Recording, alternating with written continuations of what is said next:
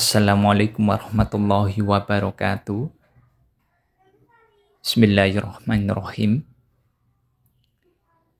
Berikut ini adalah renovasi sebuah rumah tinggal, di mana rumah tinggal ini tidak memiliki struktur beton sama sekali, baik itu pondasi, seluf maupun kolom.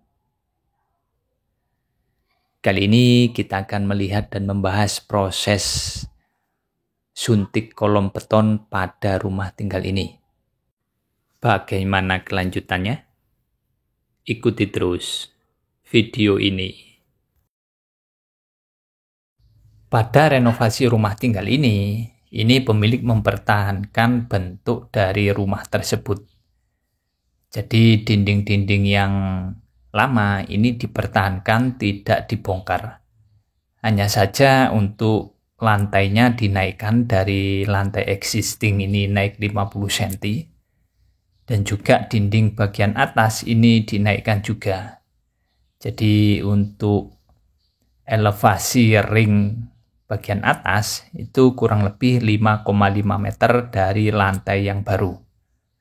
Jadi renovasi ini dari rumah lantai 1 masih tetap jadi lantai 1, hanya dinaikkan saja. Jadi nanti didapatkan untuk plafon kurang lebih 5 meter dari lantai 1. Adapun untuk video ini berkelanjutan dari video-video sebelumnya, di mana pada video sebelumnya saya membahas beberapa kali video, diantaranya tentang suntik pondasi pada rumah tinggal ini. Karena bisa teman-teman saksikan, rumah tinggal ini tidak ada struktur beton sama sekali, baik itu pondasi, seluf maupun kolom. Jadi pondasi yang lama menggunakan pondasi batu kali. Untuk lebih detail mengenai suntik pondasi bisa teman-teman saksikan pada video di atas ini. Dan juga saya juga pernah membahas mengenai suntik seluf dan juga rapat lantai dasar pada rumah tinggal ini. Untuk lebih detail mengenai proses suntik seluf pada rumah tinggal ini bisa teman-teman saksikan pada video di atas ini. Pernah saya bahas lebih detail. Ada beberapa tipe kolom yang dipakai dalam renovasi rumah tinggal ini. Yang ini kolom dengan ukuran 25 x 25. Ini berada di depan, di area teras depan. Jadi menggunakan besi 13 ulir jumlah 8. Ini masuk sampai pondasi untuk besi utamanya, tulangan utama, sampai ke atas.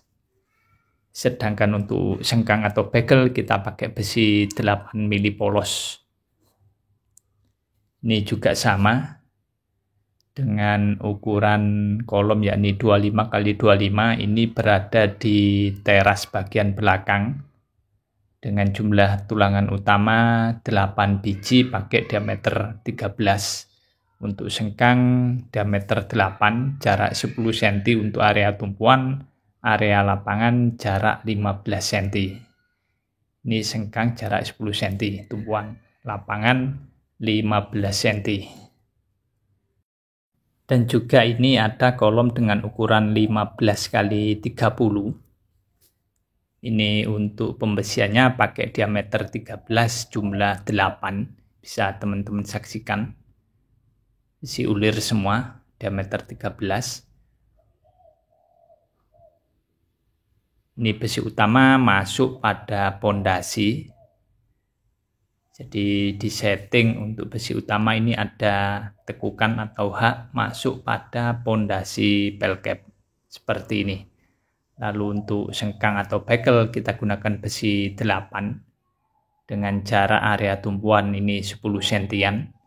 Sedangkan area lapangan jarak bekel atau sengkang yakni 15 cm. Ini nanti kemungkinan cornya bisa ukuran 30 x 30 menyesuaikan dengan bentuk dinding. Ini juga sama.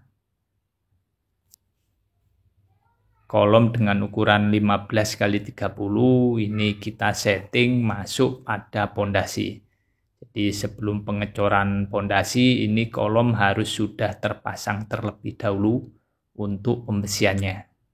Karena besi utama kolom harus masuk pada pondasi pelcap. Ini nanti pengecorannya bisa lebih dari 15. Dan ini juga ada kolom dengan ukuran 15 kali 30. Namun besinya kita pakai 12 polos. Ini besi utama kita masukkan pada pondasi pelcap seperti ini, menjulang tinggi sampai ke atas. Ini untuk besi utama kita pakai besi 12 polos dengan jumlah 8 biji. Untuk sengkang atau bekel pakai besi 8, jarak 10 cm area tumpuan, area lapangan jarak 15 cm. Karena dindingnya ini tebelnya kurang lebih 30 cm, ini ada sebagian kolom baru yang kita suntikan pada dinding yang lama. Ini kita bobok dinding yang lama ini cuma separuh. Jadi separuhnya masih utuh, separuh kita bobok. Seperti ini. Yang ini juga sama, ada kolom yang masuk pada dinding existing. Jadi dinding existingnya ini kita bobok, kita suntikan kolom beton. Seperti ini. Jangan lupa untuk pembesian kolomnya ini masuk pada pondasi pelcap seperti ini. Dan ini juga ada suntik kolom di sudut dinding seperti ini. Ini bisa teman-teman saksikan. Ini pondasi batu kali, ini dindingnya tipe sudut dengan ketebalan dinding 30 cm. Dan ini suntik kolomnya, besi utama masuk pada pembesian pelcap. Ini kita cek lagi untuk pembesian setelah proses pekerjaan slough dan rapat lantai dasar. Ini kolom ukuran 25-25 yang ada di teras belakang. Ini pakai besi 13 ulir untuk tulangan utama jumlah 8. Ini total tulangan utama jumlahnya 8. Pakai besi 13 ulir. Sedangkan untuk bekel atau sengkang pakai besi 8 polos. Dengan jarak sengkang area tumpuan 10 cm, area lapangan 15 cm. Ini sudah kita setting, kita buat duk untuk acuan backcasting untuk proses pengecoran kolom tersebut.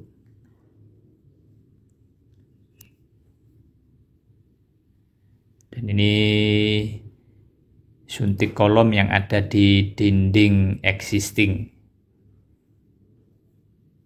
Ini pakai besi 12 polos jumlah 8. Ini lebarnya kurang lebih 30 sampai 35. Ini tebelnya ini 15. Jadi tebel dinding aslinya 30, kita bobok separuh. Ini besi utama jumlah 8. Pakai besi 12 polos. Sengkang atau bekel pakai besi 8. Jarak 10 cm area tumpuan, area lapangan jarak 15 cm. Setelah proses pekerjaan pembesian kolom selesai, ini kita lanjut ke proses pekerjaan berikutnya, yakni proses pekerjaan backcasting. Ini bisa teman-teman saksikan beberapa pekerja sedang melakukan proses pemasangan backcasting kolom. Ini untuk backcasting kita gunakan triplek ukuran 9 mili, kita pakai usuk 57 dan juga balok. Ini backcasting yang sebagian nempel pada dinding existing seperti ini. Ini juga backcasting sebagian memanfaatkan dinding existing. Jadi bisa jadi nanti kolomnya ini tebelnya 30 kali 30. Ini kolom di tipe sudut. Ini kita backcasting muka dan samping. Sebagian masih mengikuti dinding existing. Kalau yang tipe ini kolom utuh, kita backcasting kayu semua.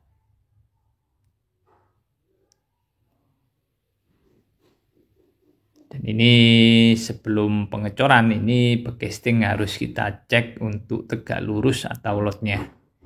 Ini proses penguatan backcasting seperti ini, agar tidak lari saat proses pengecoran, tidak bergerak saat proses pengecoran, perlu kita kunci seperti ini. Untuk proses pengecekan backcasting ini kita gunakan unting-unting atau lot. Pakai benang seperti ini, kita ukur benang terhadap triplek bagian bawah. Ini ukurannya kurang lebih 16 cm triplek terhadap benang. Bagian atas ini kalau kita ukur juga harus sama, ukurannya yakni 16 cm dari triplek sampai benang. Kalau sama berarti ini sudah lot. Untuk proses pengecekan lot atau tegak lurus harus ada 2 bidang yang kita cek, depan dan samping seperti ini. Setelah dirasa backcasting cukup kuat untuk menahan beban cor saat proses pengecoran kolom, ini bisa kita lanjut untuk proses berikutnya, yakni proses pengecoran. Untuk pengecoran kita lakukan secara manual, namun menggunakan alat bantu mesin molen. Ini kita tuang pada kolom dengan ember seperti ini. Dan itu bisa teman-teman saksikan mesin molen untuk proses pencampuran beton. Ini kita gunakan kerikil ukuran 1-2 dan juga pasir Lumajang. Seperti ini, pasirnya hitam sekali. Dengan perbandingan campuran yakni 1 semen dibanding 2 pasir dibanding 3 kerikil. Dengan perbandingan campuran tersebut, pernah saya lakukan tes uji tekan dan hasilnya didapat mutu beton yakni K255.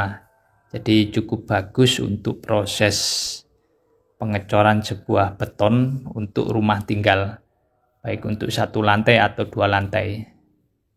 Dan ini proses pengecoran masih terus berjalan. Dan ini hasil dari pengecoran di kolom ukuran 25-25 di teras bagian belakang. Jadi sebagian ini sudah kita cor, sebagian masih proses pengecoran. Jadi bertahap agar backcasting kayunya ini bisa kita pakai 2-3 kali. Ini juga masih barusan selesai pengecoran. Dan itu kolom yang sudah kita bongkar backcastingnya. Sudah selesai pengecoran. Dan itu bisa teman-teman saksikan hasilnya, pengecoran kolom ini mulus, tidak ada yang keropos. Dan ini suntik kolom yang ada di dinding existing. Yang tadi kita bobok dindingnya, ini juga tidak ada yang keropos. Ini dinding yang tipe sudut. Ini kurang lebih akhirnya tebal kolomnya ini bisa-bisa 25x30 ini. Ini juga yang tipe sudut, kolom tipe sudut. Nantinya ini kita pasang dinding lagi di atasnya, lalu kita cor lagi untuk kolomnya. Jadi elevasi ring bagian atas kurang lebih 5,5 meter dari lantai 1. Ini bagian depan, kolom juga bersih, tidak ada yang keropos. Demikian proses pekerjaan suntik kolom pada sebuah renovasi rumah tinggal, di mana rumah tinggal ini tidak ada unsur beton sama sekali. Jadi kita mulai suntik dari pondasi, roof hingga kolom. Terima kasih telah menyaksikan video ini, semoga bermanfaat.